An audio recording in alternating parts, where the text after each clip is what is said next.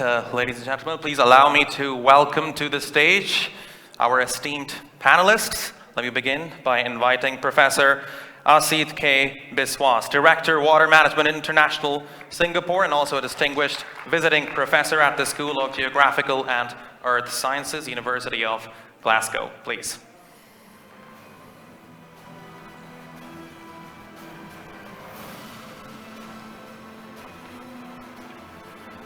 Welcome. Please. Ladies and gentlemen, please welcome Professor Ayşegül Kibaroğlu, Chair of the Department of Political Science and International Relations at MEF University.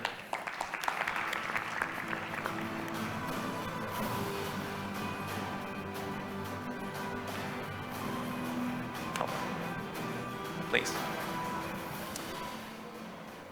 Please welcome Naji Abiad, Chief Operating Officer and also a Senior Advisor, Petrolab.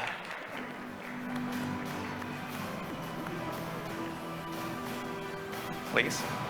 Thank you. And last but not the least, Stephen John Cahill, Representative and Country Director, United Nations World Food Programme, Turkey Country Office. Welcome, Stephen.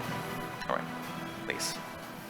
All right, it looks like we are all set. So we are going to begin our discussion now. So certainly a very important topic. One of the biggest challenges facing humanity right now is certainly how do we preserve food, water, and energy security. Stephen, I would like to begin with you. And once again, I would like to welcome all of you to the stage and to TRT World Forum 2023. According to stats by the organization that you work for, there are approximately 800 million people currently hungry. And by 2050, the food production has to increase by 50% in order to feed more than 9 billion people that are anticipated to live around 2050. Is that even possible with how we are doing in terms of food security? That's a very, very good question. Before we start though, I would like just to pay tribute to our colleagues who we lost in Gaza, 130 UN staff who are doing the day-to-day job, and I just think it's important, one, to recognize that these people are doing their day-to-day job. So I just like to just say that. In fact, you have raised a very important point, and let me use my discretion as a moderator and observe a moment of silence for the healthcare workers, the civilians, the innocent civilians, children, the elderly, the civilians who have been killed in Gaza. Everyone.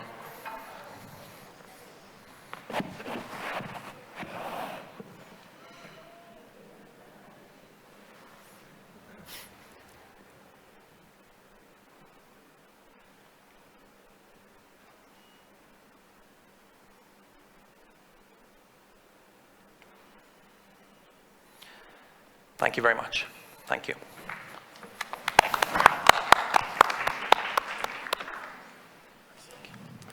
So, our job as the World Food Programme is feeding the hungriest, the poorest, the most desolate people in the world. Last year we fed 160 million people. Is there enough food in the world? We think there is, but there is so much uncertainty in the world that causes a lot of issues. You touched on some of them: climate change, conflict is a major issue for an organization such as ours. About 80% of our budget goes into conflict-related areas, and that becomes very, very difficult to operate in. We see today, close to where we are, which is a major factor for WFP, is that the crisis that's in Ukraine, which is affecting world prices in places like the Black Sea, which are such an important source of food globally. And of course, every time food fluctuates or global food prices go up, it means that more people fall into poverty, and an organization like WFP needs more money to feed the same amount of people. So we're facing this double whammy. So a lot of it, and that was why it was so interesting to listen to panelists yesterday and today, there's a lot of it, this relates around politics. And the world that we live in today is very, very uncertain for people, and we'd really like to see ways as humanitarians of finding to de-conflict, to find ways of peace all around the world. Gaza is one of them. But we've been through so many of these. We have Sudan, we have Ukraine, we had the Rohingya crisis in Myanmar, and the list goes on and on. So I think that's really what our plea is, that this is a political crisis that needs to be solved politically. Let me add one more question here. Do you think we are taking enough measures to achieve what we want to achieve 25 years down the road in terms of food security? Are we I mean, I try to stay an optimist in the world we are in today. I think when I look at some of the statistics, there are areas where optimism. When we look at when I was born, almost 60 years ago now, the average life expectancy was, I think, 57. It's now 74. That's gone across in Africa as well. So we have seen changes. We have seen technology, especially in medicine, bring a lot of benefits. Yeah, we've seen that with the ability to get additional harvests. We've seen the ability with drip irrigation. So yes, we think there is progress, but is there enough progress? Are we certain about that progress? Absolutely not. All right, fascinating insights. Thank you very much. Naji, let me come to you. You have extensive experience working in the oil and gas industry. How do you perceive the role of energy security in the context of global challenges such as climate-induced geopolitical shifts and population movements? For example, in my experience covering the floods and some disaster, I have seen that whenever a disaster or a conflict takes place, usually people start moving from that place, and that triggers a climate-induced or conflict-induced migration. So what's been the impact of that on energy security? First, thank you so much for being here and inviting me. Energy security is a big word, really, in a world where energy resources are unequally distributed. We thought at one time that linking countries together with energy connections would really solve a big problem. It will bring some kind of peace and stability between countries. That's what we called a mutually dependent stabilizing factor between countries linked together, which will be dependent on each other for energy supply. But unfortunately, with the experience of Europe and the Middle East, we discovered that even linking Western Europe to the old Russian gas pipeline, for example, didn't really lead to any peaceful environment in Europe. To the contrary, linking Western Europe to the energy fields in the Soviet Union or recently in Russia led to a kind of antagonism after the Ukrainian crisis. That was also the situation in the Middle East. In the Middle East, we have so many pipelines linking the oil fields and gas fields in the region to the consumers. Unfortunately, due to the antagonism and political problems in the region, these pipelines remain closed or at least closed for so many months, if not years. And we had so many bad experience, especially in Iraq, in Saudi Arabia, and especially the old, if we want, the old Palestine or the Israeli occupied territories. That lead me to say that, unfortunately, energy links is not bringing stability, but any political stability will encourage a political or a good energy stability or energy security. All right, thank you very much. Fascinating insights. Professor Kibar, let me come to you. I think Naji already mentioned the political aspect of how politics impacts the topics that we're discussing here today. Now, you are a professor of political science and international relations, or rather chair of the Department of Political Science and International Relations. Tell me, what do you think has been the impact of global politics on the current state of energy, water, and food security? Thank you very much. Well, Water, energy, food, nexus, we try to define. It's been now a buzzword. It tries to give the complex nature of the resource relations and interrelated nature of these relations.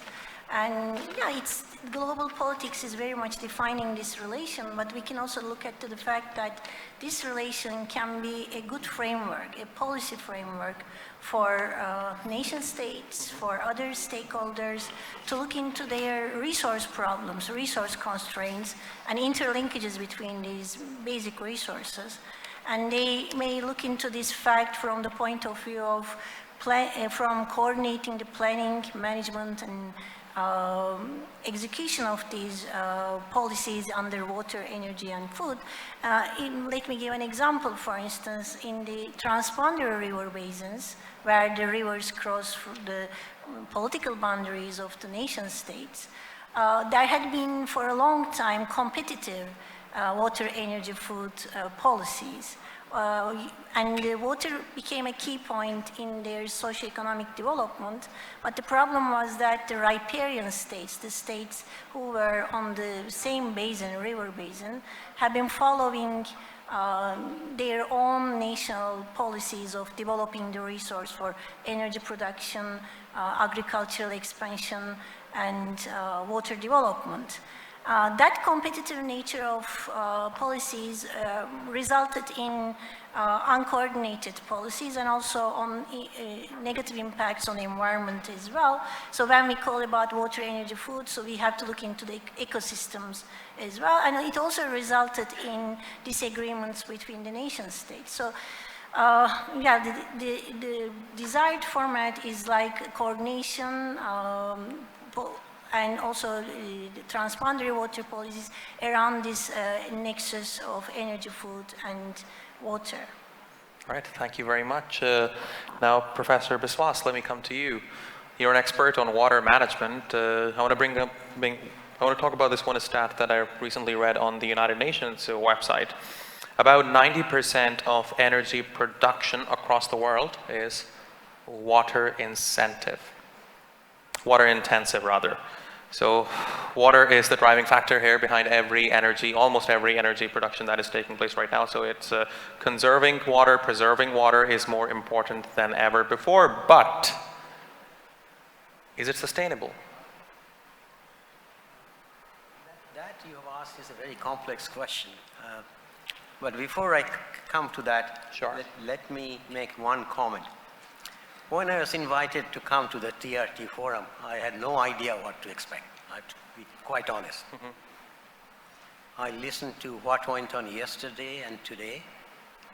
I'm impressed. I'm impressed in one way. There are a lot of issues that have been brought which are generally not brought out in this type of forum globally. I've been attending a lot of these forums globally. It's very different TRT forum.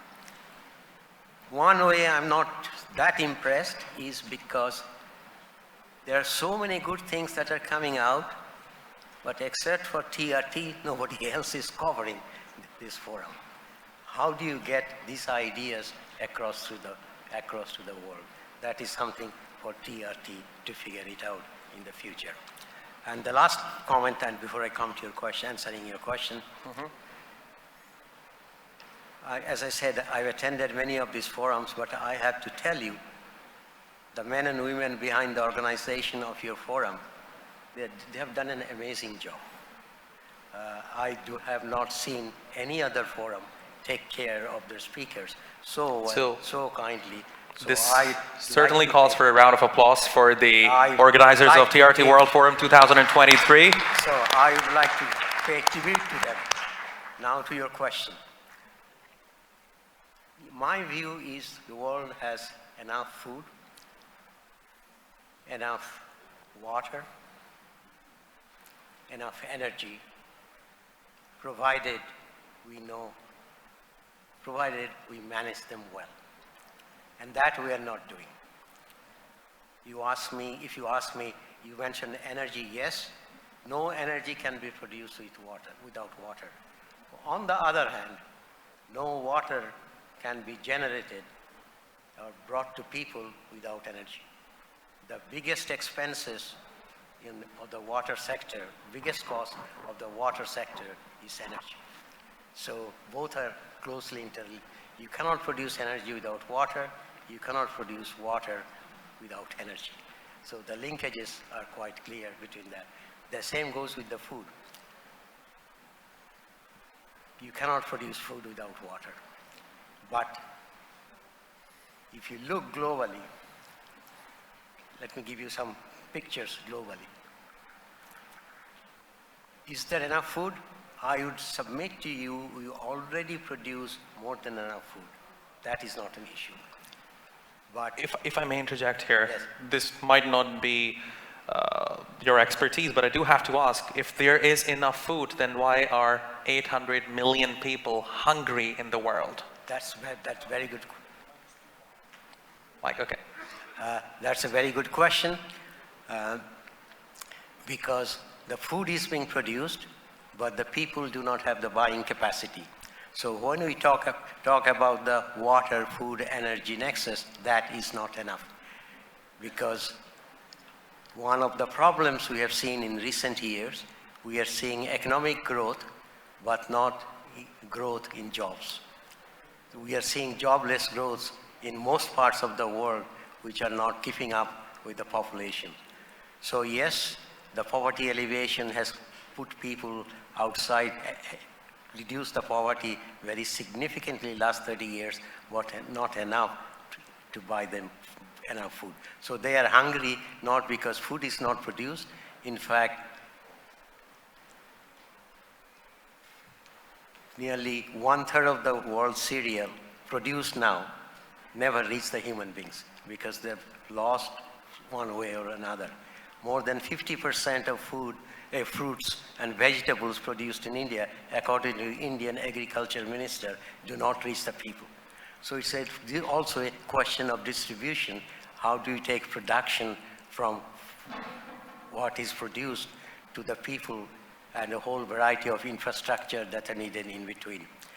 On the water side, you hear a lot of UN statistics.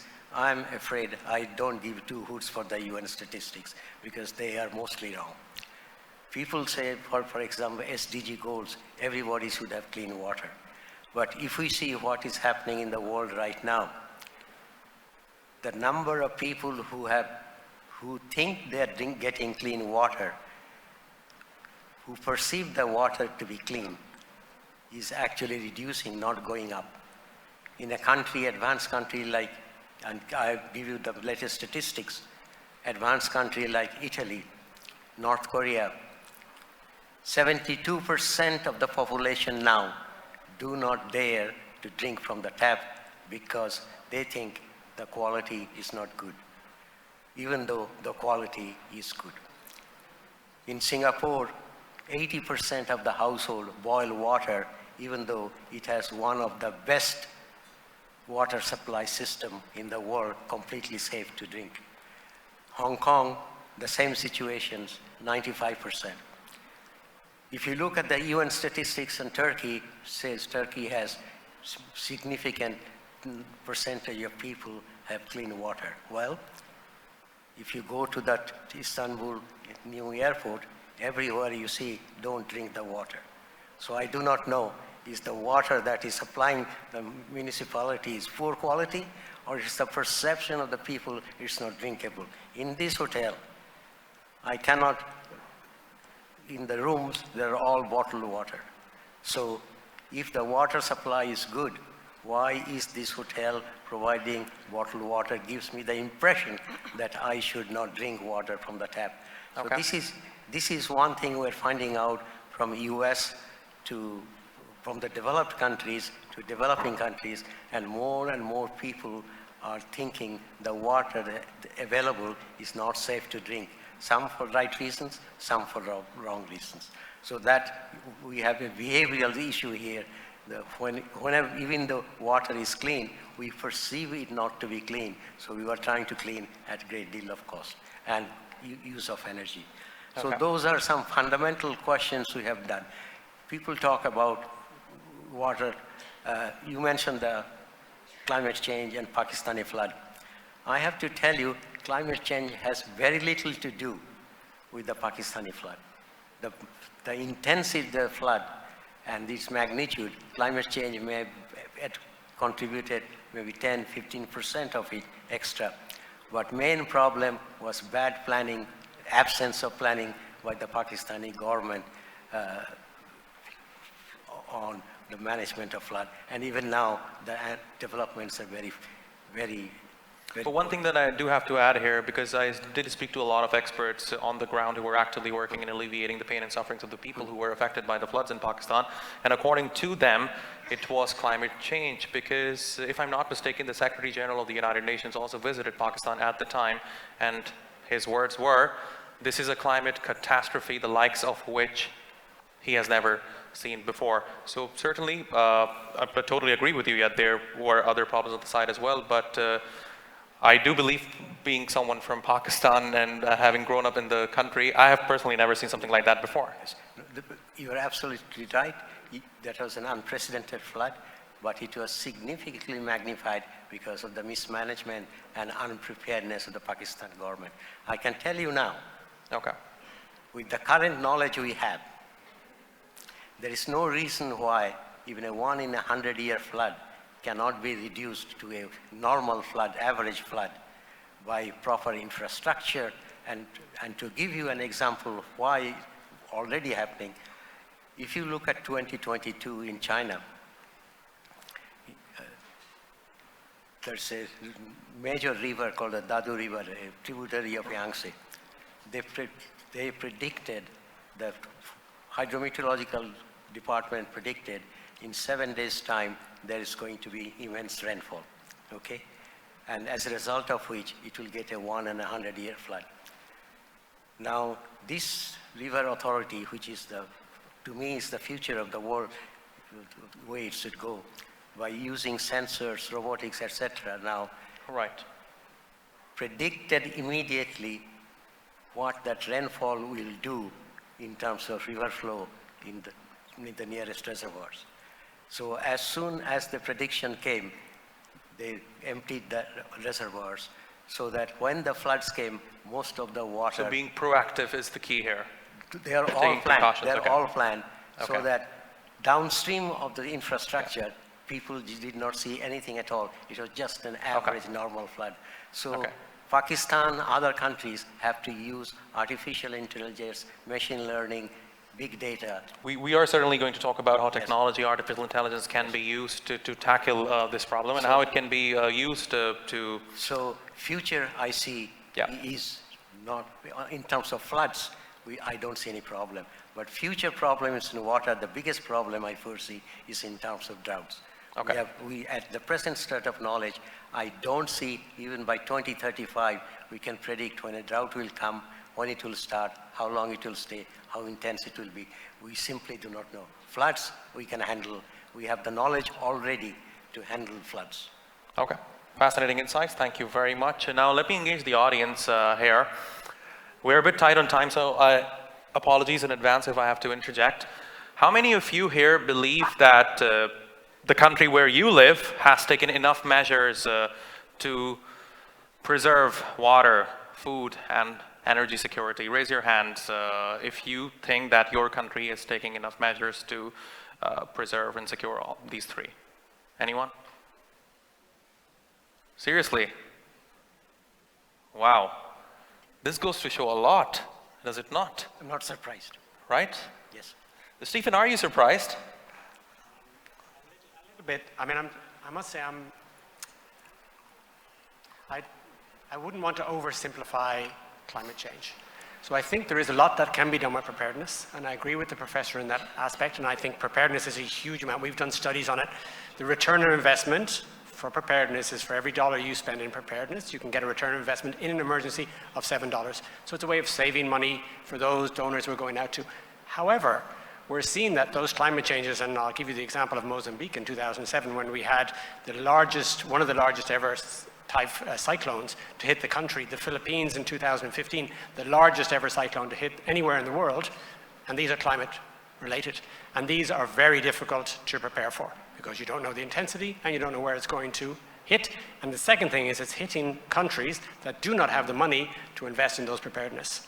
So this is the question where we go back to, is those countries that are paying the price for climate change are those countries that cannot afford it. And that's the inequity. And the professor also talked about, there is enough food in the world, absolutely. The inequity of that food is what's killing us today. It's the inequity of those who have too much and those who have nothing. And that's the unfairness of the world we're in today. And that's something that we need to address, because that inequity means that we, as those who live in the West, need to give up some of those resources that we're absorbing day to day. Those air conditioners, those cars, those flights, that abundance of food, we need to give it up and start moving those resources to those who need it in the world. But certainly this talk has been happening for the past decade at least. I mean, as far as I know, I have seen a lot of people in different forums on television as well. I've interviewed many people who say that, yes, we have to move away from all these things. But the question is, what's being offered as an alternative? Is it good enough? Stephen? In an alternative in which way, Jafar, do we mean? I mean, you're talking about moving away from the things that you mentioned, right? But what's the alternative for that? Yeah, for me, I think that people we need to, and I'm saying we as me, as somebody living in the West as well, we need to give up those things that we think are so important. Those cars, the travel, that international travel, in order to be, because we know no matter what, even if there's enough food in the world, we know that we're burning up more resources than we have today. There needs to be a readjustment. When you look at the numbers and the demographics, which were shown in some of the previous panels, 50% of the population in Africa are under 15. Yeah, which means there's going to be 50% of the population in Africa do not have access to electricity. So you need to be able to give those people access to electricity, because otherwise, of course, how do you start bringing those people out of poverty? You need a light to study in the evening, you need books, you need to be able to get to school, all of those things you need. And this means that if we accept that there's only a certain amount of resources in the world, then those resources need to be distributed more fairly, which they are not today. But that's a very hard discussion to have in the West, I think. Very interesting points. Nachi, let me put this to you. If people give those things up, that's not good for the industry that you work with, is it? If people give up using cars and flying with planes and all, that's not good for the industry that you work in, is it? You see, this is a cyclical industry anyway. For energy of supply, for security of supply, you need also a security of demand. You cannot supply something if you don't have demand.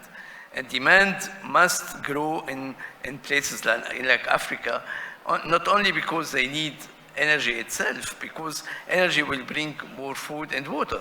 And this is the nexus anyway, okay?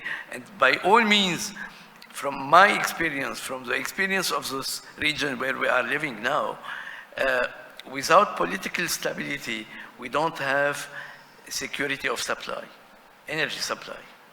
And this is what we are seeing now in the region itself, in the Middle East itself. For example, in the waterways that we have in Suez Canal, in Bab el-Mandeb, between Yemen and Eritrea, and the Strait of Hormuz, without political stability, we cannot let the energy tankers, or oil and gas tankers, pass through these waterways. Look what's happening in Bab el-Mandeb now. The Houthis are interfering, maybe normal ships, but maybe sooner or later they will stop oil tankers from channeling the Bab el-Mandeb, only because we don't have political stability in the region. Then let us put it clearly, without political stability in the Middle East or somewhere else, we don't have security of energy supply. Okay, that's a very interesting point. I want to put this... And another example I can give it is that we have so many pipelines from Iraq to Turkey, from Iraq to Syria, from Saudi Arabia to the Red Sea, from so many places. These pipelines were closed for so many years only because of the political instability in the region. Then we cannot talk about security of supply from the region without real political stability. This is very important to mention. Very interesting point. I want to put this to Professor Kibarolu. I think he has raised a very important point about political stability, especially the region of the Middle East has been in turmoil for over a decade now. You have Syria, Yemen, and most recently, well, not most recently, the occupation of Gaza and other occupied territories of Palestine has been ongoing for decades, but the latest conflict erupted on the 8th of October. And certainly, the whole region of Middle East has been in turmoil. And when it comes to water, food, and energy security, I believe this is one of the regions that has been hit the hardest.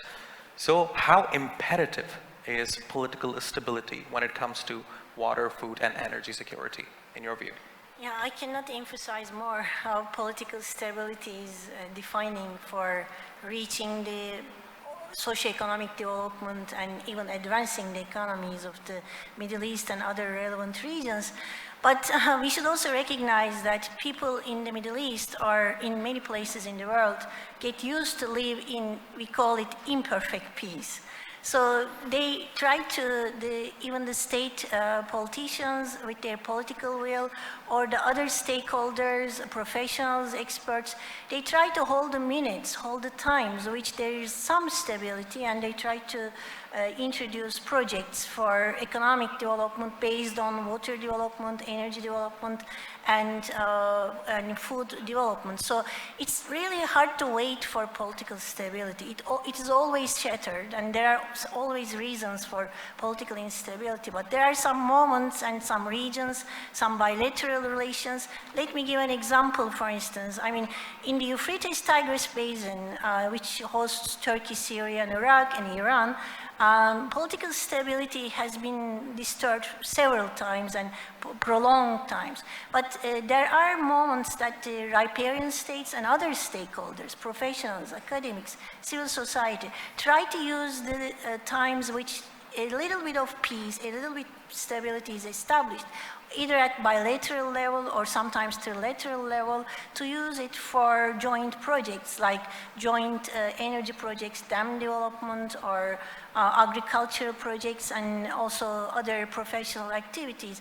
So in the moment that Syrian unrest is going on, but in the Euphrates-Tigris, Turkey-Iraq track is trying to survive, both at formal and informal level, to use water as an entry point to establish cooperation. And Turkey-Iraq's economy is luckily complementary economies, and Iraq has been under abnormal conditions since 1980s. I mean, wars, sanctions, invasions. But whenever Turkey and Iraq found opportunity to revitalize economic relations, it again reaches to dozens of millions of dollars. The trade volume is there because the economies are complementary. So this region is, interestingly, both the politicians and civil society try to survive in imperfect peace. Whenever there are opportunities to develop, they put their emphasis to develop the region. So it's hard to wait for total political stability, really. Right, and I believe we are a bit tight on time, so this is perhaps going to be my last question of the panel. Professor Biswas, let me come to you. Earlier we asked the audience whether or not they think that the countries that they come from, this is an international audience by the way, whether or not the countries that they come from are taking enough measures to secure food, water, and energy. And I think the answer was a resounding no. Let me ask you, are there enough collaborations among countries, among international players, when it comes to this, when it comes to preserving water, for example? Water is a local issue. It has to be, because the water prices are so low, except for bottled water, which you perhaps can transport from one place to another, it's not a feasible one. Okay. So the problem has to be, water problem has to be solved locally. Can it be solved? We have the knowledge, we have the technology to do so, but we are not doing it for several reasons. We talked about the water in the Middle East. Do you know which country in the world uses the national of which country in the world uses the maximum amount of water per capita per day? Can anyone guess? Anyone in the audience? Anyone can guess which country in the world uses maximum water per capita per day? Who? Saudi Arabia? You're coming close, but not yet. The Qatar beats Saudi Arabia hands down. An average Qatari citizen now uses 700 liters per capita per day, and the system loses 1/3 because of that. So when we talk about the shortage of water, we got to need to figure out why this is happening. We have the same problem. Right. Make water free, make water cheap for whatever reason, for political or other reasons, and as a result, water management in most parts of the world is atrocious, simply atrocious. Why? In Singapore did a study between 1960 and 1970, only country to do so. How much water does a human being need to lead a productive and a healthy life? You'll be surprised. The answer came 75 liters of water per capita per person we need for a healthy and productive life.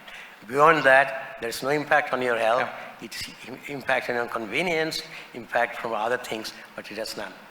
If you see some of the Western countries, Western European countries now, their water consumption has already come down between 80 to 90 liters per capita per day. But yet, in the developing countries, I don't know what are the Turkey's per capita water requirements.